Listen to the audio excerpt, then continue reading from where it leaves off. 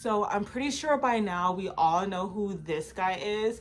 This is that TikTok teacher, Jack Lee, who is currently under fire because he allowed for his middle school students to play in his hair during the end of class. And by the way, hi, my name is Jazz. Welcome back to the Jazz Lounge. Put on your pajamas, get in bed, pull out that glass of wine, pull out some popcorn, and let's get into this juiciness. Other people were saying this was completely fine. There was nothing wrong with what I was doing. People were just making it weird. So of course I had to bring this issue to the big stage. I would like to represent myself in this case, Your Honor, if I may. Number one, for a little context, I had a hair appointment immediately after school, and I needed my hair taken out beforehand. So he says that he had a hair appointment after school and, he needed his hair to be taken out before then. So why is it the children's responsibility? And this is where that grooming word kind of comes in, when a child feels like that they're obligated to do an act of service for an adult. You know what I mean? Like, it's like, okay, so these little girls, these middle schooler girls feel like, they are obligated to do an act of service for this man. I figured it out the night before, but that Friday we had a camera crew coming in to shoot a promotional video, and I was one of the ones being interviewed. So I had to look presentable, so I didn't take my hair out. I didn't have the time to do it all myself because it would have taken me forever. So naturally I asked about 4 or 5 of my over 100 best friends to assist me in taking my hair out, and they all agreed. Number 2, this was at the end of class. Now I just want to point out the simple fact that he referred to all of his students as his best friends, which, okay, it's cute. You refer to them as your besties. However, when it comes to an adult who has a more powerful role in a child's life, there is a power dynamic in that can go left at any second. And he doesn't understand the power dynamic within a student-teacher relationship. And that's another red flag with this man. Okay. People are saying, oh, that's too intimate. To me, it's literally just hair. It doesn't have to. The thing is, it is just hair, but it also is an intimate moment. When we're up close and personal with someone, you see how up close and personal I am with you guys right now? I'm trying to have an intimate one-on-one bonding experience with my viewers right now. So I want to get up close and personal so you can see what I mean. I am up close and personal to you. You can see the craters in my face, okay? So it is an intimate moment when you are doing someone's hair, whether you're going to a hairstylist, whether it's your mom doing your hair, whomever. It is an intimate bonding experience. And to also factor in the power dynamic of you being the teacher who has the power and the relationship, and the students just once again simply being the students who is doing an act of service for this man who has technical power over them. I take the time to get to know my students outside of academics, because caring for the whole child is what's important. And I agree with him 1,000,000% when he says caring for the whole child is important, like caring about their well-being, caring about their mental health, wanting to know what their goals and aspirations are, and wanting to also know them as individuals. So I completely understand. Then a commenter asked him up front, curious, so would you let your daughter play in another grown man's head? So let's listen to what he had to say when it came to that. Clearing some people. Start off with this gentleman right here. You're letting your daughters play in a grown man's head. God forbid I had kids, but if I had a daughter with a teacher like myself, with a good heart, good spirit, sound mind, no, I would not mind if they took his hair out. That's what little girls like to do. They like to do hair and do nails and makeup. I have 5 little sisters. You bet your ass I done had a wig on my head before, had a whole lace front. I done got my nails painted, eyebrows done. Bro, this is what they do. As a father, I would even let my daughter do those things. Like if she wanted to paint my nails pink or freaking put a wig on me or do my hair or put makeup on me, I'm going to do every single one of those things. You know why? Because I'm secure in my masculinity. That's one thing that I think is stumping a lot. What he fails to understand is this has nothing to do with you being secure in your masculinity. And that's completely different if you are a father to these children. You are not their father, okay? And it's cute when, you know, daddy lets his little daughter, 4-year-old Sally, paint his nails, or let, you know, 8-year-old Rebecca put his hair in pigtails. That's a cute, intimate bonding moment between between father and daughter. However, you are the teacher.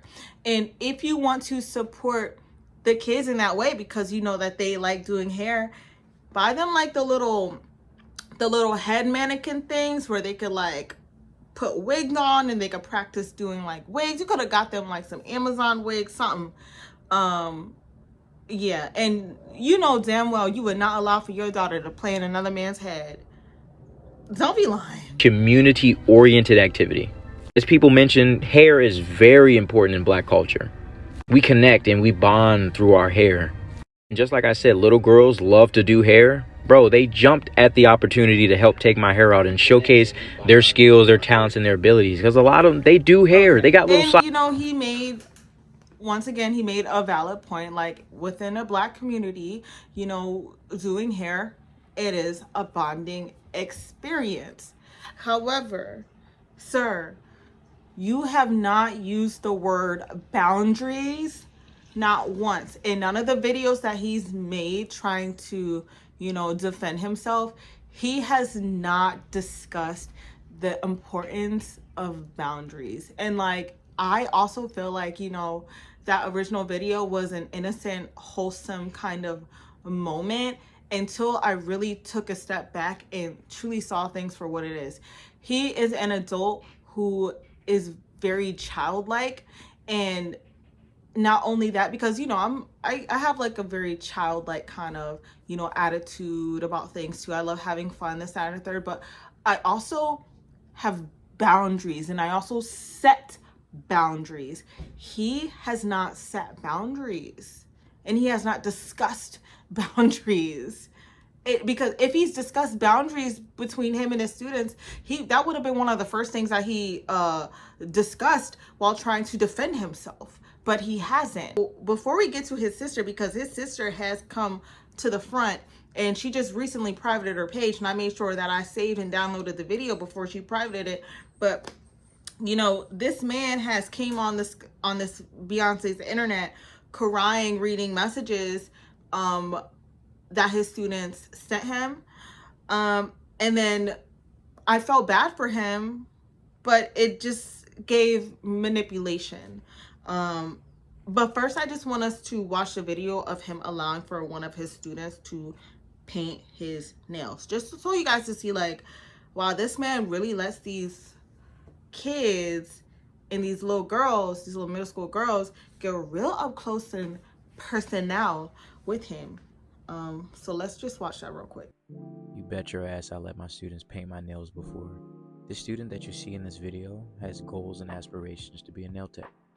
Not only does she do nails, she does hair, makeup, she's a dancer, super intelligent. She's pretty much a jack of all trades. Since that's the homie, she came up and saw my nails looking a little rough, and she decided she wanted to give me a fresh, clear coat. And just to add this in there, right before this video, my students took a standardized, like one of those state tests. And typically after state testing, I let the students chill, because who the hell wants to do work after, you know, all morning sitting at a desk taking a test? Not only was this moment captured during our downtime, because I'm not just like, hey, we're not going to learn science today. I actually have to get my nails done, so all you just watch me, because, you know, that would be dumb. Her guardians are well aware of this.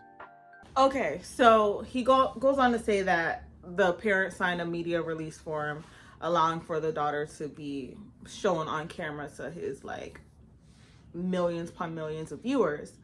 Now, if he wanted to support this little girl's goals, he, instead of allowing for her to get so up close and personal with him, instead he could have got her one of the mannequin hands. They got those. He could have got her like an acrylic nail set. He could have got her a bunch of gel polish from Amazon. You get that stuff super cheap. He could have allowed for her to paint another girl's nails in class. He could have allowed for anything else other than to allow for the little girl to be up so close and personal with him. Do you understand? And once again, he has not said the word boundaries yet. He has not said boundaries not one singular time. He keeps skirting past that word boundaries. Okay? And now we're going to go ahead and we're going to watch him, read some of the messages. Now, this also caused so much chaos. We're going to see some of the messages that he read while crying to the camera with the music in the background. Y'all already know how that goes. Got to get those views. And then, we're going to watch that. And then we're going to finally see what his sister has to say before she privated her TikTok page. From this video that I posted, I wanted to come on here and read some of the messages that my students are sending me during this time. Hey, bestie. I really hope that you see this message. How are you? I hope that you're okay.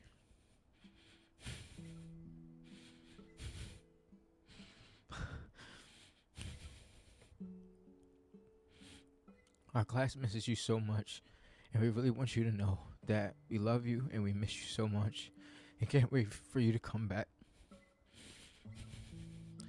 I can't believe that taking somebody's hair out is such a big deal, and it makes me... I empathize and sympathize with him, but in a nutshell, he cried through that entire video reading messages that his students sent him. And in the comment section, TikTok went crazy. They were like, why are the students contacting you? Like, why do they have your number? Why do they have your email? Like, even if it's just the school email's address, like, why are you even entertaining reading these messages to the world? You know what I'm saying? And I personally feel like the messages that the kids sent were completely sweet. I don't see anything wrong with the students emailing this man, an email address given by the school. I see nothing wrong with that whatsoever. Now, if it was his personal email address and if it was from his phone number, that's a huge red flag. But if it was, once again, a email address given by the school where it is monitored by the school or the school district, I see nothing wrong with that. And I honestly feel really bad because I could tell that these students really do love this guy. They love him. And it's sad seeing that a teacher that is well respected go through this. You know what I'm saying? But it's also like, well, we don't really know what his true intentions are because of how up close and personal he allows for these students to be. So I'm in a tug of war. Do I feel like he needed to be fired? I want to say fired. No, I would say administrative leave is what he needs. And he needs to vow to just never post another fucking child on TikTok for millions of people to see. He does not need to do that. You don't need to do any of that. I don't understand why you even think that's okay. And there is no way I would post my clients or even discuss my clients to the entire world. I'm not going to do that. But now, the moment that I've been waiting for, the moment that you've been waiting for, we're going to go ahead and listen to what his sister had to say. Obviously, when family come in the mix, especially a little sister, she's gonna be feisty with it, and she gonna want to defend her brother to the death of him. You feel me? I really have been fighting the urge to speak on this matter. I'm pretty sure from the picture you can tell who I am referring to, but I just have a couple things that I would like to say. And if you can't tell from this picture, this is my brother. And this is us at the school helping run the clock for the basketball game. I really just want to touch on the definition of defamation of character, because that is what a lot of you all are doing right now. Defamation of character refers to the act of making false statements about someone that can harm their reputation.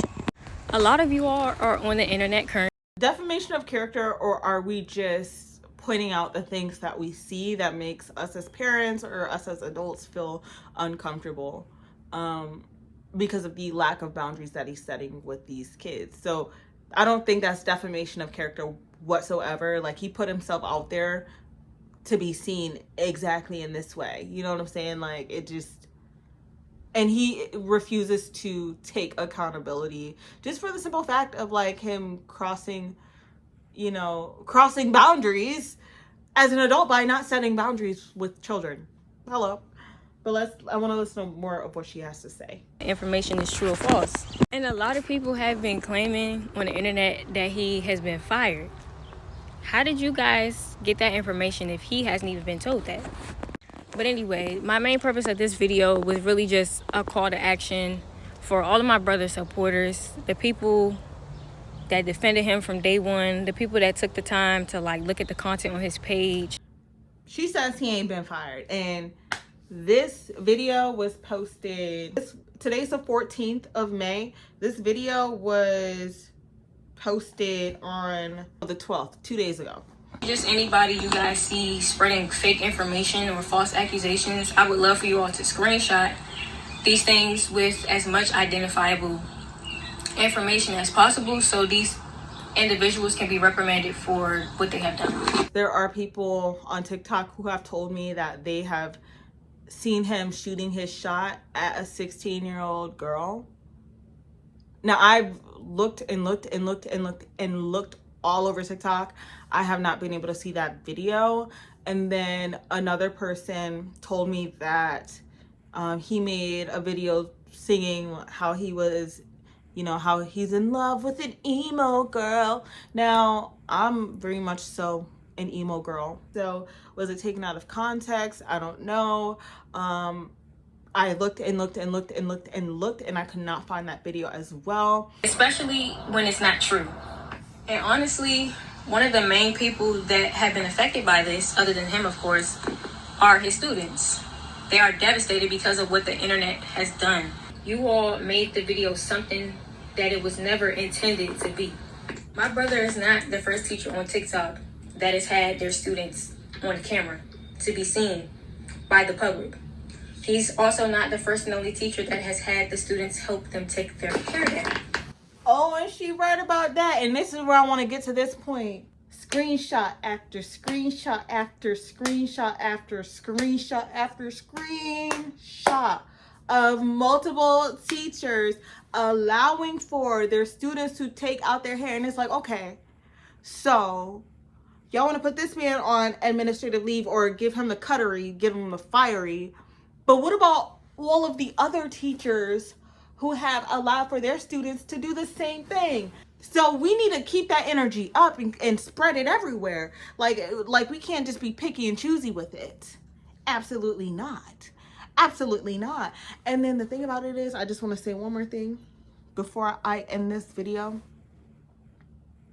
As paraprofessionals and as grown adults, if you lack the ability to discuss boundaries with younger people, you might want to not be working with younger people.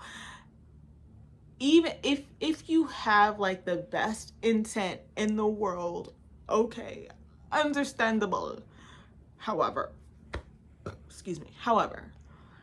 if you cannot acknowledge the importance of setting boundaries, and then as a teacher, don't you want to teach your students how to set boundaries with others?